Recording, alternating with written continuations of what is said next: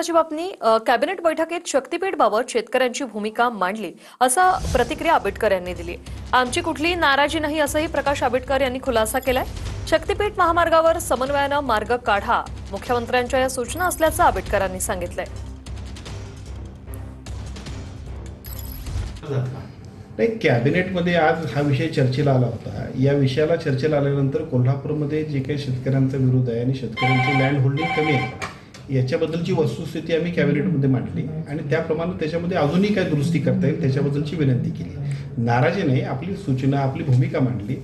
रस्ता व्हायलाच पाहिजे, परंतु शेतकऱ्यांना विश्वासात घेऊन आणि त्याचबरोबर सगळ्यांच्याच हिताचं काम व्हायला पाहिजे अशा पद्धतीची भूमिका मी मांडली आणि सीएम साहेबांनी त्याला संमती दिली। शक्तीपीठ महामार्गाला शेतकऱ्यांचा मोठा विरोध असल्याचं अंबादास दानवे म्हणतात। शक्तीपीठ महामार्गाला अनेक जिल्ह्यातील शेतकऱ्यांनी विरोध केल्याचंही अंबादास दानवेंनी म्हटलंय। आमचाही शक्तीपीठ महामार्गाला विरोध असणार। शक्तीपीठ महामार्गाच्या भूसंपादनाच्या निर्णयानंतर अंबादास दानवेंची ही प्रतिक्रिया। शक्तीपीठ हा मार्ग 14 जिल्ह्यातून 39 तालुक्यातून जाणारा मार्ग आहे आणि या मार्गाला महत्त्वाच्या सगळ्या ठिकाणी शेतकऱ्यांचा मोठ्या प्रमाणावर विरोध आहे।